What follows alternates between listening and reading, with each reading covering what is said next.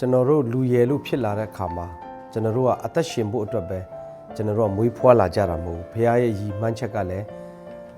not just for survival ပေါ့နော်အသက်ရှင်ဖို့အတွက်ပဲကျွန်တော်တို့ကမွေးဖွားလာတာမဟုတ်ဘူးကျွန်တော်တို့က impacts တပါးအပေါ်မှာ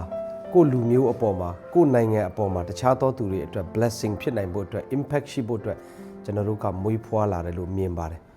အခုကျွန်တော် Chinland FC အထူးသဖြင့်ကျွန်တော်ချင်းရဲ့ဘောလုံးသမိုင်းချင်းရဲ့အားကစားသမိုင်းပေါ့အားကစားသမိုင်းမှာဒါကကျွန်တော်တို့CRTT အတွက်လည်းမဟုတ်ဘူးဒေါက်တာနိုင်အတွက်လည်းမဟုတ်ဘူးတီထောင်ပေးတဲ့ကျွန်တော်တို့ Bishop နှုတ်ချုံအတွက်လည်းမဟုတ်ဘူးအမှန်ဒါချင်းကိုစားပြုဖြစ်တဲ့အတွက်ချင်းနာမည်ဖြစ်တဲ့အတွက်ဒါကျွန်တော်တို့ချင်းလူမျိုးအတွက်ကျွန်တော်တို့ပါဝင်ပေးဆက်မှုဖြစ်ပါတယ်ကျွန်တော်တို့အများအားပြောတဲ့နှစ်ခုချင်း plus ကျွန်တော်တို့ယုံကြည်သူတွေရဲ့ယုံကြည်သူတွေအတွက်တော်တော်လေးအရေးကြီးတယ်လို့မြင်တယ်အခုမြန်မာနိုင်ငံမှာကျွန်တော်တို့နေတဲ့အခါမှာကျွန်တော်တို့ယုံကြည်သူလို့ပြောတဲ့အခါမှာကျွန်တော်တို့ကိုဘယ်လိုသူတို့မြင်လဲဆိုတဲ့ဟာတော်တော်လေးအရေးကြီးတယ်အခုဆိုရင်ကျွန်တော်တို့က branded ဖြစ်တယ်ဖျားကျေးဇူးတော်ကြောင့်ယုံကြည်သူလို့ပြောတာ ਨੇ ထင်ကြီးမှုလေးစားမှုခင်မင်မှုတွေကျွန်တော်ခံစားရတယ်အဲ့အတွက်ကြောင့်မလို့ soft power ကတော်တော်လေးအရေးကြီးတယ်အဲ့လိုဖြစ်လာဖို့အတွက်ကကျွန်တော်တို့ music industry မှာကျွန်တော်တို့ရဲ့အခန်းကဏ္ဍအများကြီးပါခဲ့တယ်ကောင်းကြီးဖြစ်ခဲ့တယ်မြန်မာပြည်အတွက်အခုကျွန်တော်တို့အားကစားကဏ္ဍမှာလည်းပဲဒီအတိုင်းပဲဖြစ်လာတယ်ဆိုတော့ဒါကြောင့်မလို့ကျွန်တော်တို့အနေနဲ့ကအခုကျွန်တော်အဖေရောကျွန်တော်ရောငွေကုန်တယ်အချိန်ကုန်တယ်အများကြီးအင်အားတွေကုန်တယ်ဒါပေမဲ့တန်လာလို့မေးရင်လူမျိုးအတွက်လှုပ်တဲ့ဟာတိုင်းမှာမတန်ဘူးဆိုတာမရှိဘူးပြီးရင်ဖျားအမှုတော်အတွက်လှုပ်တဲ့ဟာတိုင်းမှာမတန်ဘူးဆိုတာမရှိဘူးဒါကြောင့်မလို့ဒီဟာဘလောက်ကုန်ဖျားကျေးဇူးတော်ကြောင့်ကျွန်တော်တို့ကကုန်ခွင့်ရတာကျွန်တော်တို့မှအကျွေးမရှိဘူးဖျားကျေးဇူးတော်ကြောင့်ဒီနေ့ဒီချိန်တွေနှစ်ပေါင်း18နှစ်20လုံးကျွန်တော်တို့မှာကစားသမားတွေရဲ့လစာကိုမပေးနိုင်တာမျိုးမပြောနိုင်ဘူးကျွန်တော်တို့မှာနောက်ကျပြီးပေးတယ်ဆိုတာတော့မရှိဘူးဖခင်ကျွန်တော်တို့ကိုကောင်းကြီးပေးတာဖြစ်တဲ့အတွက်ကျွန်တော်တို့အနေနဲ့ဒီဟာကိုလှုပ်ရတဲ့အခါမှာလဲဖခင်ခွင့်ကြောင့်လှုပ်ခွင့်ရပါတယ်ဆိုတဲ့အတွေးလေးလဲရှိတယ်ဆိုတာကျွန်တော်အနေနဲ့ပြောချင်ပါတယ်နောက်ကျွန်တော်တို့ကကိုယ့်ရဲ့လူမျိုးအတွက်ဒီချင်းလူမျိုးရဲ့ဘောလုံးသမိုင်းအစဉ်အလာကြီးမှာ Chinland FC ကမနှစ်ကကျွန်တော်တို့ချန်ပီယံဖြစ်တယ်ဆိုတော့ချန်ပီယံဖြစ်တဲ့အခါမှာကျွန်တော်တို့ရဲ့ဖြစ်တည်မှုတွေပြောင်းသွားတယ်ကျွန်တော်ဆိုလဲချန်ပီယံကလပ်ရဲ့အုံနာတစ်ယောက်ဖြစ်သွားတယ်ချန်ပီယံကလပ်ရဲ့ president တစ်ယောက်ဖြစ်သွားတယ်ဒီတိုင်းပဲဒေါက်တာပြတ်ဆိုလဲချန်ပီယံကလပ်ရဲ့ BOD တစ်ယောက်ဖြစ်လာတယ်ဒေါက်တာ KB ဆရာ KB ဆိုလဲဒီချန်ပီယံကလပ်ရဲ့ဘယ်လိုခေါ်မလဲနီးပြချုပ် CEO တယောက်ဖြစ်လာတယ်ဆရာနိုင်လို့ဆိုလဲဒီအတိုင်းပဲဆိုတော့ကျွန်တော် Chinland FC ရဲ့တမိုင်းကိုပြောမယ်ဟိတ်ဆိုရင်ဘယ်တော့မှမဆိုကျွန်တော်အဖေကျွန်တော်ပြီးရင်ဆရာ KB ဆရာနိုင်နော်ဆရာနိုင်ဆရာ KB မပါလို့မရအောင်ပြီးရင်အခုဆိုရင်ဆရာကာတွန်းတို့ဖြစ်လာပြီဆိုကျွန်တော်တို့မှာမပါလို့မရတဲ့အရာတွေရှိတယ်ဆိုတော့ကျွန်တော်တို့အနေနဲ့ဒီ club ကြီးကိုအခုဒီနှစ်မှာကျွန်တော်တို့ကဒုတိယနှစ်မြောက်ချန်ပီယံထက်ရဖို့အကောင်းဆုံးအခွင့်အလမ်းကိုကျွန်တော်တို့ရောက်သွားပြီဆိုတော့ချန်ပီယံဖြစ်ဖို့ဆိုတာကမလွယ်ဘူးစူးစမ်းတိုင်းလည်းမရဘူးကျွန်တော်ဘောလုံးစကားပြောမှဆို luck လည်းလိုတယ်luck လည်းလိုအပ်တယ်စူးစမ်းတိုင်းနဲ့လည်းမရဘူးအဲ့ဒီ luck ကတော့ကျွန်တော်တို့ခရစ်ယာန်အရာဆိုတော့ luck ကတော့ဖရားပေါ့ဖရားကောင်းကြီးပေးဖို့လိုတယ်ဆိုတော့ကျွန်တော်တို့အနေနဲ့မနှစ်ကချန်ပီယံဖြစ်ဖို့အတွက်ဘယ်လောက်ထိစူးစမ်းခဲ့ရလဲအားလုံးအသိပဲဘောလုံးသမားတွေကားပေါ်ဆင်းတာတက်တာသွားတာလာတာစားတာအကုန်လုံး record ကျွန်တော်တို့ပို့ပေးရတယ်ဒီ club တာဝန်ရှိတွေကဆရာကိုက်ပြီးတောက်လျှောက်ပို့တယ်ဘယ်လောက်ထိဖြစ်လဲဆိုတော့ကျွန်တော်က Sunday မှာဘောလုံးပွဲရှုံးရင်ရှုံးပါစေ Sunday ကတော့လုံးဝမကန်နဲ့ကျွန်တော်တို့ယုံကြည်သူတွေဖြစ်တဲ့အတွက် Sunday တစ်ရက်ကတော့လုံးဝကျွန်တော်တို့ဘာမှမလုပ်ပါနဲ့မကန်ပါနဲ့လို့ကျွန်တော်ပြောတယ်ပြောချင်တာကရှောင်လို့ရရင်တော့ရှောင်ပေးကျန်းစာပါတယ်လို့ပေါ့လူတယောက်နေမကောင်းလို့ Sunday မှာမကူရောက်လားမဟုတ်ဘူးကျွန်တော်ကစပတ်ကိုပြောနေရမဟုတ်တိုးတော့ Sunday တစ်ရက်ကတော့ကျွန်တော်ဖရားအကြောင်းဖရားအတွက်ပေးထားတဲ့ရက်ဖြစ်တဲ့အတွက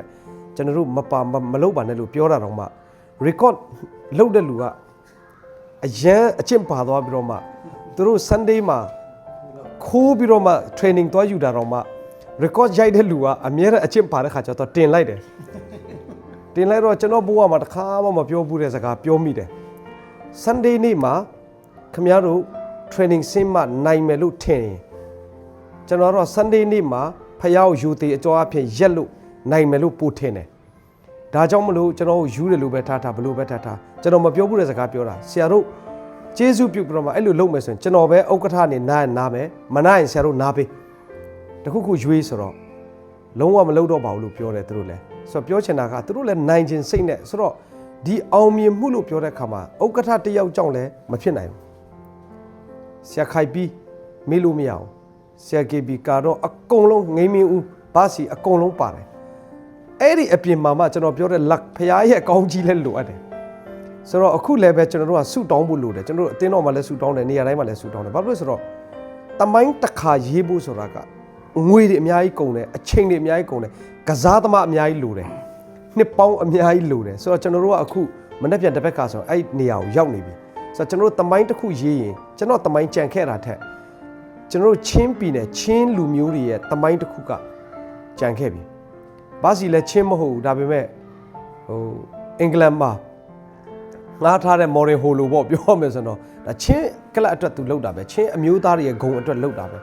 ဒါကြောင့်ကျွန်တော်တို့အနေနဲ့ officer များအားလုံးအနေနဲ့အခုကျွန်တော်တို့ကနောက်ဆုံးအောင်ပွဲရနိုင်မဲ့နေရာလေးကိုရောက်တဲ့ခါမှာကျွန်တော်တို့ champion ရတာမရတာဖျားပေးမပေးပေါ်မှာထားရအောင်ကျွန်တော်တို့အနေနဲ့အတက်နိုင်ဆုံးကြိုးစားဖို့အကောင်းဆုံးကြိုးစားဖို့အတွက်အခုကျွန်တော်တို့ဒါအောင်နိုင်ရေးအစည်းအဝေးလေးလဲကျွန်တော်တို့ခေါ်တာဖြစ်တယ်ဒီအစည်းအဝေးအားနေပြီးတော့ကျွန်တော်တို့ဘယ်လိုသွားလာမလဲဘာတွေပြင်ဆင်မလဲကွင်းကိုကျွန်တော်တို့ဘယ်လိုသွားကြမလဲဖလားရခဲ့ကျွန်တော်တို့ဘယ်လိုတွေတန်းစီပြဝင်မလဲပြီးရင်ဖလားရခဲ့လို့ပြန်လာတဲ့အခါကျရင်ရောဘယ်လိုကြိုးဆိုမလဲကြတော့ဒါမျိုးလေးတွေကျွန်တော်တို့စီမံဖို့အတွက်နဲ့ကလန်ဒါလေးနဲ့ထွက်ပြီးတော့မှဒီအတိုင်းလေးကျွန်တော်တို့သွားဖို့အတွက်လိုအပ်တာဖြစ်ပါတယ်ပြီးတော့နောက်တစ်ခုကကျွန်တော်တို့ဒီကလပ်ကိုထောင်တဲ့အခါမှာတစ်ခါတလေကျတော့လူတွေကပြောတယ်ဟာတဲ့ပါစတာတယောက်အနေနဲ့ဒီလိုအမှုတော်ဆောင်ကြီးအနေနဲ့ဒါမျိုးလုပ်ဖို့လိုလားဆိုတော့ကျွန်တော်တခါတလေစဉ်းစားကျွန်တော်တို့မလုပ်ရင်ဘယ်သူလုပ်မလဲတယောက်ကလုပ်မလားလုပ်မယ်ဆိုတော့ဝမ်းသာတာပေါ့ပံ့ပိုးပေးလို့ရတယ်ဒါပေမဲ့အားလုံးသိတဲ့အတိုင်းပဲဘောလုံးကလပ်တစ်ခုဆိုတာကမလွယ်ဘူးကဘာပေါ်မှာဘောလုံးကလပ်တစ်ခုရက်တည်နိုင်ဖို့ဆိုတာကဘယ်ကဘာမှာပဲဖြစ်ဖြစ် professional club national အတိမတ်ပြုဆိုတာက FIFA အတိမတ် level ကလုံးဝမလွယ်ဘူးဆိုတော့ဒီလောက်ခက်ခဲတဲ့အချိန်မှာအသင်း bus တွေလိုအပ်တယ် training bus training car တွေလိုအပ်တယ် training equipment တွေလိုအပ်တယ်ကစားသမား salary ရတော့ထောင်းကစားသမားဟိုပြုစုပြိုးထောင်ရတဲ့နေရာထောင်း coach နီးပြဆိုတာလဲမင်းကြိုက်တဲ့လူတိုင်းကိုနီးပြခန့်လို့မရဘူးလေ AFC ရဲ့ ABC ကိုခန့်ရတာဆိုတော့ဒါတွေကလိုအပ်တယ်အဲ့အတွက်ပြုစုပြိုးထောင်ရတယ်မွေးထုတ်ရတယ်